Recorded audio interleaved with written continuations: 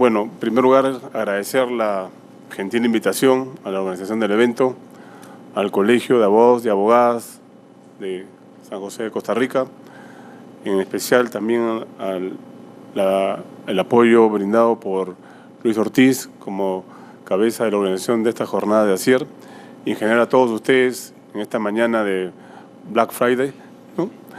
Que es importante para todos, sobre todo que nos hemos levantado temprano.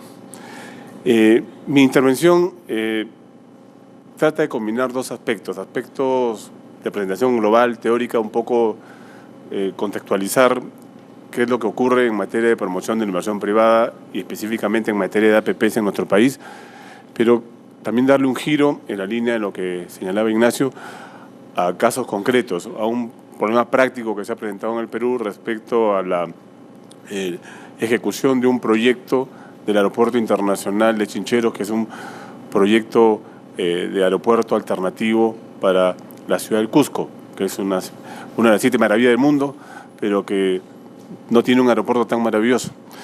En ese contexto, entonces, vamos a explicar esta dualidad de temas teóricos y prácticos para que se vea que en términos reales los problemas de APP suelen ser bastante comunes en los distintos países, pero que en realidad cada país ofrece sus propias características propias en materia de soluciones a los problemas que se presentan respecto a la ejecución de proyectos de promoción de la inversión privada. Bien, dicho esto, voy rápido al tema por razones de tiempo.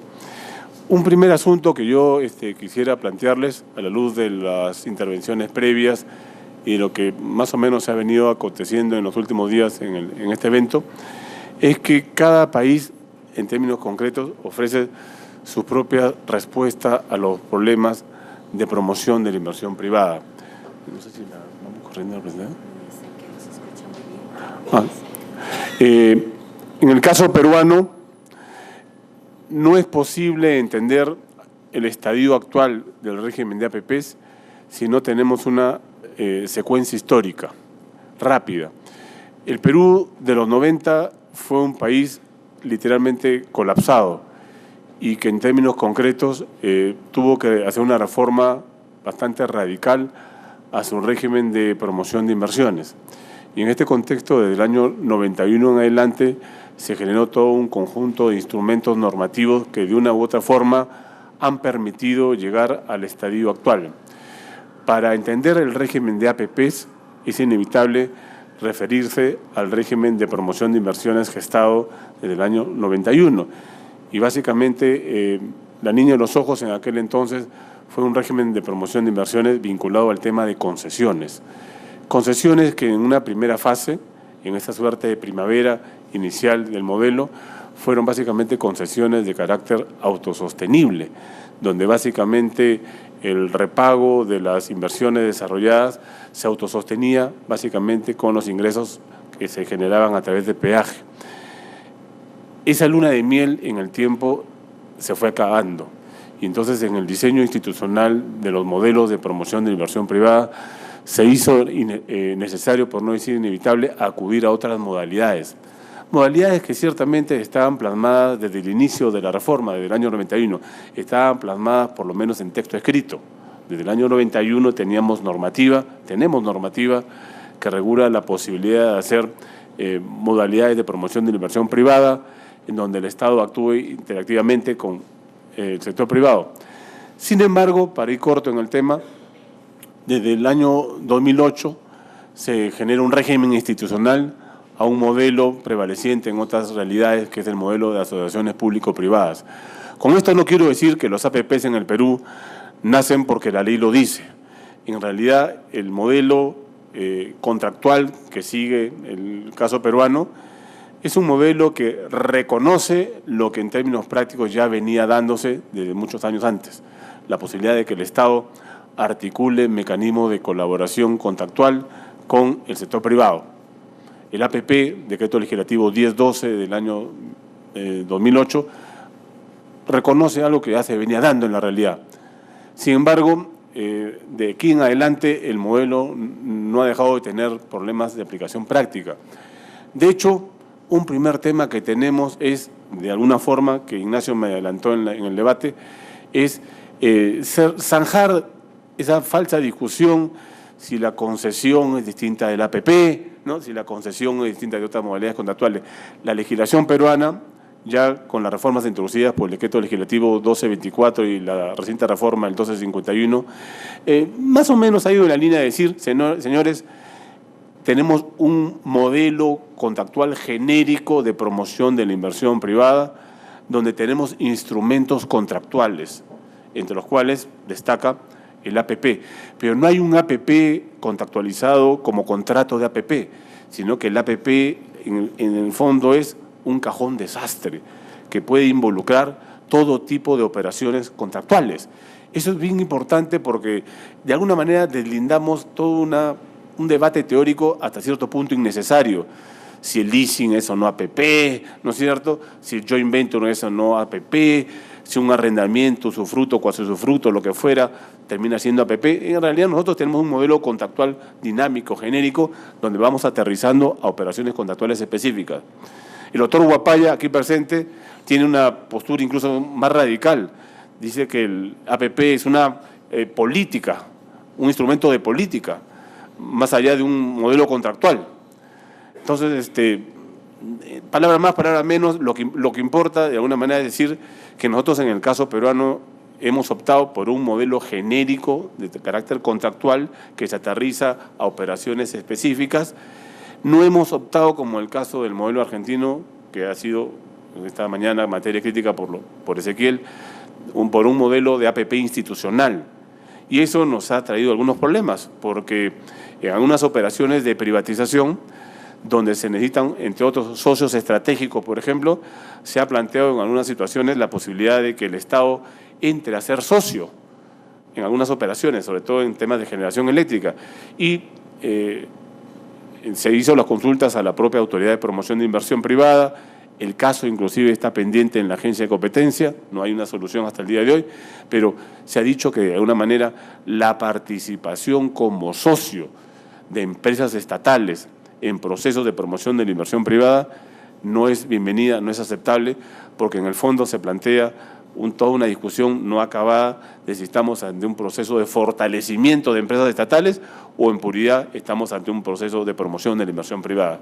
Pero en todo caso, ese tema es bien interesante porque plantea un poco la opción institucional en el marco de una legislación peruana que ha optado deliberadamente por un modelo de APP contractual.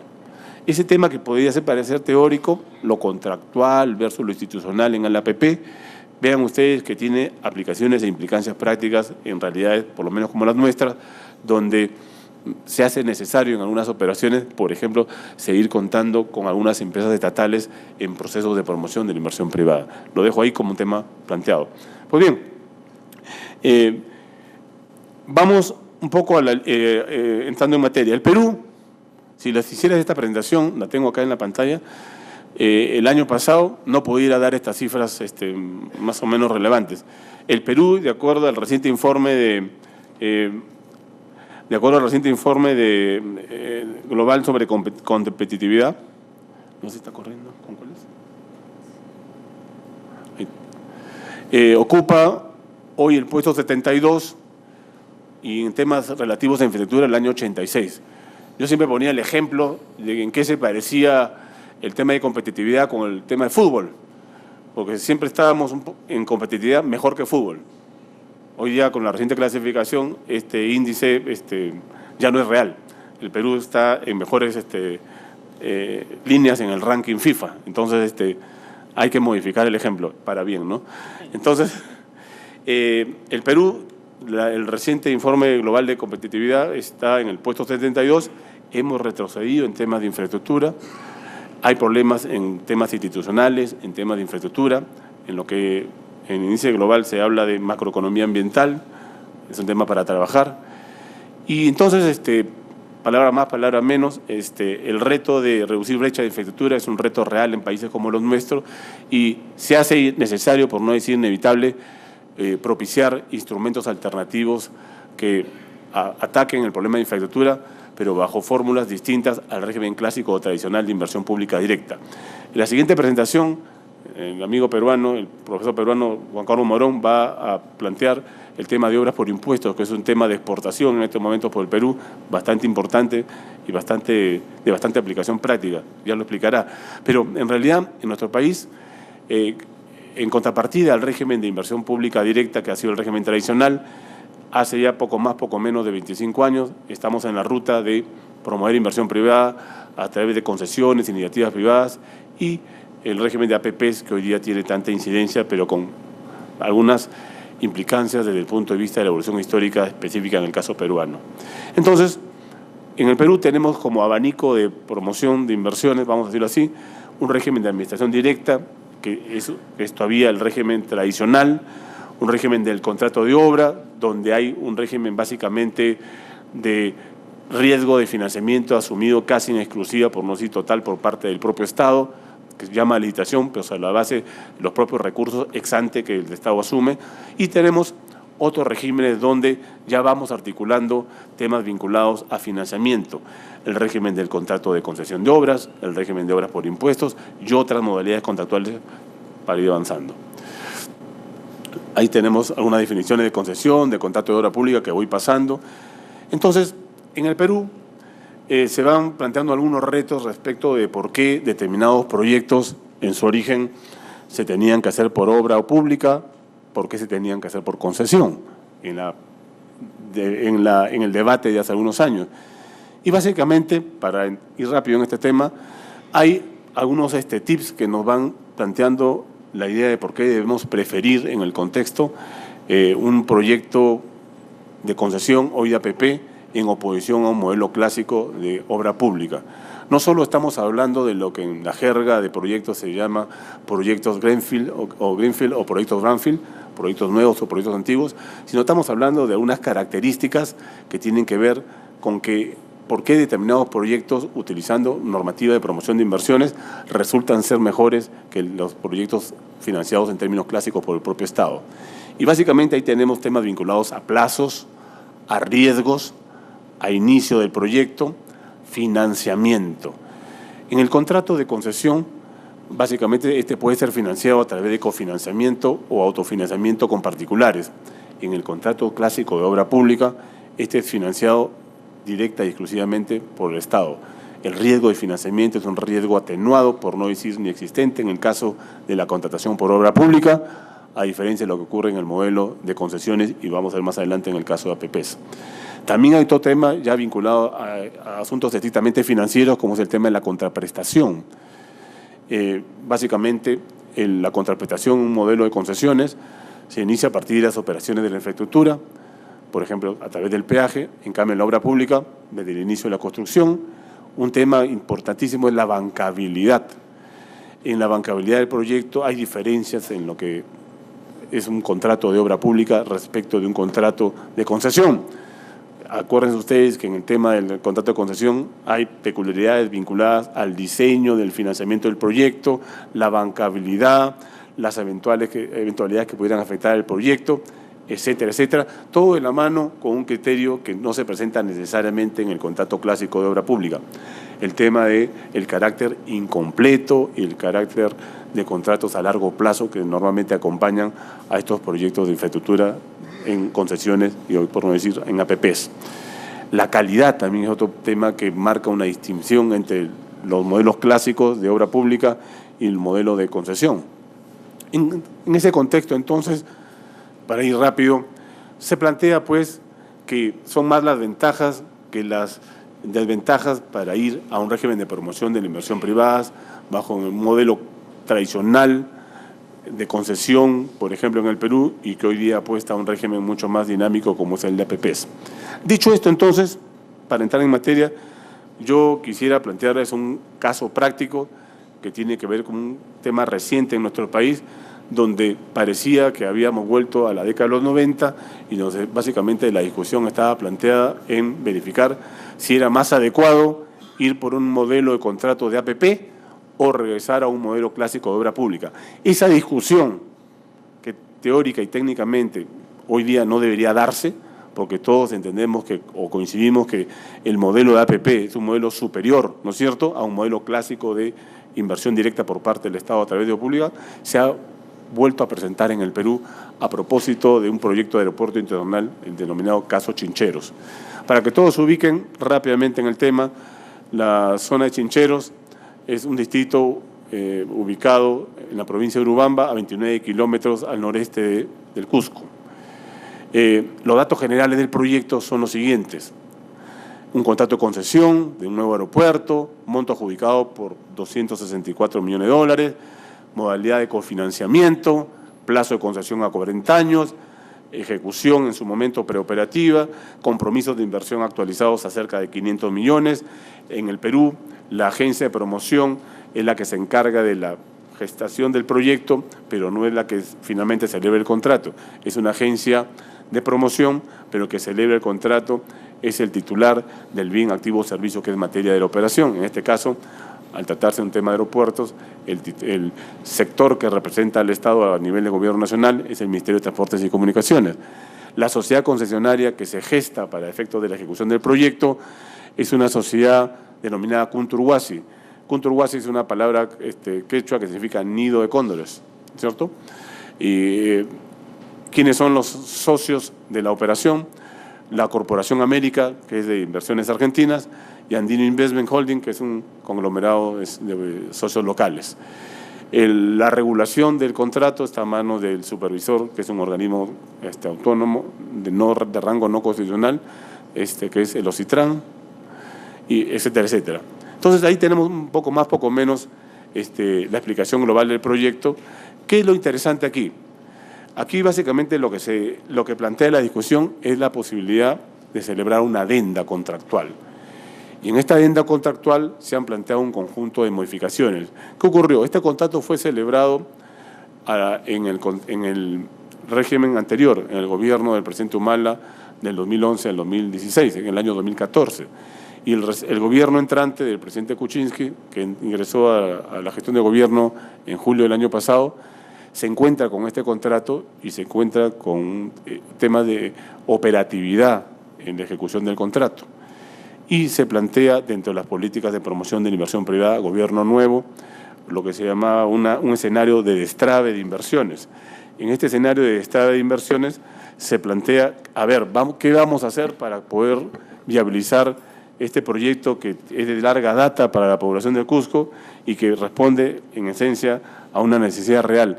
El aeropuerto internacional del Cusco en este momento está colapsado, demasiada demanda y no tenemos la infraestructura suficiente para que puedan existir más vuelos y más operaciones.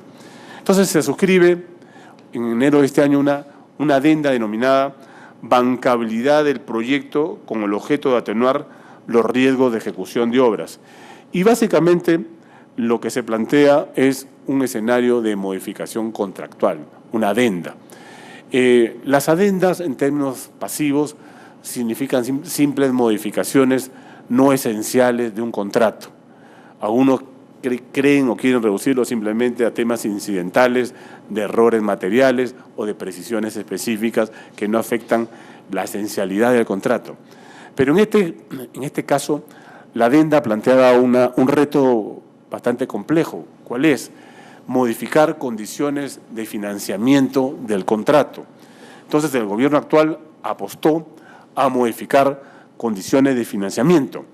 Y estas condiciones de financiamiento han generado un debate inconcluso hasta el día de hoy, porque este tema probablemente se vaya a tribunales internacionales, porque el Estado ya tomó la decisión heroica hace unas semanas de resolver el contrato. Pero más allá de esa decisión de resolver el contrato, lo importante en términos esquemáticos es plantearnos si estamos ante un falso problema de discusión de obra pública versus APP o finalmente estamos ante un tema que es cotidiano en cualquier tipo de operación de promoción de la inversión privada, ¿cuál es? Mejorar las condiciones de financiamiento de un contrato. Entonces, ahí ese es un poco el eje de la discusión. Establecer condiciones más adecuadas de financiamiento constituyen en rigor cambios esenciales, no constituyen cambios esenciales a un contrato que justifiquen una adenda. Entonces, la postura del órgano de control, la Contraloría General de la República en el Perú, la postura del organismo supervisor es que los cambios propuestos han sido cambios esenciales y que en consecuencia esta adenda ha desnaturalizado el contrato de forma tal que un contrato que nació en su origen como un contrato de promoción de la inversión privada se ha convertido por la asunción de determinados riesgos en temas de bancabilidad, en términos de intereses por parte del Estado, se ha convertido en un contrato de obra pública, porque el Estado habría, a propósito de la celebración de las adendas, habría cambiado elementos esenciales del contrato. Y conforme a las reglas establecidas en la legislación de APP, básicamente se tienen que discutir dos grandes temas: que se mantengan los factores de competencia que originaron la adjudicación de la Buena Pro al concesionario original, o que las modificaciones efectuadas no afectado el régimen del equilibrio económico financiero del contrato, que son los dos grandes temas: respeto al equilibrio económico financiero del contrato y respeto a lo que es básicamente las condiciones vinculadas al régimen de factor de competencia del contrato. Entonces, dicho esto, palabra más, palabra menos, ha surgido un debate no agotado respecto a qué debe contener o no debe contener una adenda contractual en el Perú. Si las adendas contractuales, al asumir modificaciones de financiamiento que tienen impacto en temas vinculados a bancabilidad, financiamiento, etcétera, constituyen o no condiciones de afectación al régimen del contrato original. El Ministerio de Economía y Finanzas, que es finalmente el actor más importante en estos temas, porque es, como se dice, la mano que mece la cuna, ¿no es cierto?, ha dicho que en realidad los cambios efectuados no son cambios que desnaturalizan el contrato y que básicamente las objeciones planteadas por el órgano de control y por el organismo supervisor del contrato no son reales, porque básicamente lo que han hecho es comparar una adenda de un contrato con un modelo económico y no con el contrato original, que la adenda celebrada genera un ahorro más o menos entre 58 a 40 millones de dólares, que no se habría afectado el equilibrio económico financiero del contrato, puesto que no habría operado un traslado del riesgo financiero del contrato, que es la mayor observación que plantea la Contraloría y algunos directores del organismo regulador. No habría operado en ese contexto riesgo de financiamiento. El contrato original habría tenido algunas debilidades, sobre todo no había estructurado una tasa máxima de endeudamiento, y básicamente lo que se cuestiona es que la Contraloría habría utilizado un régimen de control de discrecionalidad que es incompatible con la normativa peruana en materia de proceso de promoción de la inversión privada, donde la Contraloría efectivamente, por regla general, puede ejercer control posterior externo, por excepción, controles previos, pero no puede ni debe cuestionar el uso de potestades discrecionales por parte de las autoridades encargadas de los procesos de promoción de la inversión privada. Es un tema latente que tenemos en muchos proyectos. La Contraloría no le gusta un determinado proyecto y plantea objeciones, imputa responsabilidades, denuncia en sede penal, denuncia en sede judicial, civil, pero en el fondo está cuestionando decisiones de discrecionalidad administrativa, donde básicamente las autoridades de promoción de la inversión privada, los sujetos parte en la relación contractual, toman decisiones sobre la base de metodologías, sobre la base de decisiones que son probablemente discrecionales, pero son legales, porque la ley lo permite, porque son parte de las opciones que tiene toda autoridad administrativa. En fin, entonces tenemos básicamente este conjunto de objeciones al régimen de adendas contractuales, y donde finalmente el tema no zanjado es plantearnos, señores, las adendas contractuales, ¿qué límites tienen en cada caso? ¿Son temas vinculados solo a cuestiones de errores materiales? ¿Son solo temas vinculados a ajustes o precisiones al contrato? ¿O pueden entrar, como en esencia en el Perú se plantea, a hechos sobrevinientes a la ejecución contractual? Ese es un poco el tema de fondo. Un contrato no puede ser un instrumento fosilizado en el cual la foto del momento de la ejecución tenga que ser inmutable, inclusive a hechos que se gatillan o activan meses más, meses o menos, como es el caso del cierre financiero de un proyecto. Ya ha habido casos, ya ha habido experiencias en nuestro país, sobre todo en temas, por ejemplo, del gas de Camisea, donde la foto de la adjudicación de la Buena Pro ha cambiado dramáticamente, meses más, meses menos, al momento del cierre. Y sin embargo, ese esquema que es vinculado al cierre, que es un negocio económico más que un negocio legal, el cierre tiene que recoger los cambios que operan entre la foto de adjudicación y el periodo de cierre y de formalización final del contrato. Entonces, nos estamos poniendo una venda en los ojos y no reconociendo que las adendas bien estructuradas, bien diseñadas, con todo un acompañamiento de evaluaciones conjuntas por parte de todos los actores involucrados, pueden ser un instrumento necesario para recoger en la realidad lo que termina pasando en determinados proyectos, donde no calza las fechas formales o legales con el acontecimiento sobreviniente de hechos económicos que afectan la ejecución, la operatividad de un contrato. Eso es lo real. Entonces, podría parecer en mi enfoque que es un enfoque súper abierto, súper proclive a que se puedan hacer cambios irracionales a posteriori del proceso de adjudicación. Tengo la impresión que no, porque la propia normativa peruana en materia de ejecución contractual está acotando los fundamentos por los cuales finalmente se pueden plantear modificaciones contractuales. Está diciendo que tenemos dos grandes ejes rectores en la discusión: no alterar el factor de competencia, no alterar el equilibrio económico-financiero del contrato. Y creo que esas dos fórmulas pueden ser bastante efectivas al momento de plantearnos adendas contractuales que en principio yo creo que son reales, son importantes y que en la realidad plantean retos de ingeniería legal, creatividad para no hacer de los contratos que nazcan ya con debilidades estructurales. Porque lo que termina pasando, si no hacemos estos ajustes que ya se están presentando en el interín entre la adjudicación y el cierre, lo que va a pasar y termina pasando, y la realidad nos demuestra así, es que tiempo más, tiempo menos, se nos van a plantear procesos de renegociación contractual, se nos van a plantear soluciones de controversias en el ámbito arbitral. Entonces, tengo la impresión que mientras más instrumentos tengamos para garantizar la eficiencia, la eficacia contractual, el tema va a avanzar mucho mejor. Entonces, nos está quedando corto el tiempo, pero creo que palabra más, palabra menos, en el mosaico de la realidad peruana, mosaico muy intenso en materia de procesos de promoción de la inversión privada, se ha abierto un nicho importante para empezar a discutir qué es esto de las adendas contractuales y no reducirlas a esquemas absolutamente formales, que creo yo limitan en términos conceptuales un tema mucho mayor, que es la posibilidad de modificar los contratos en procura de satisfacer el interés general que acompaña a todo contrato administrativo.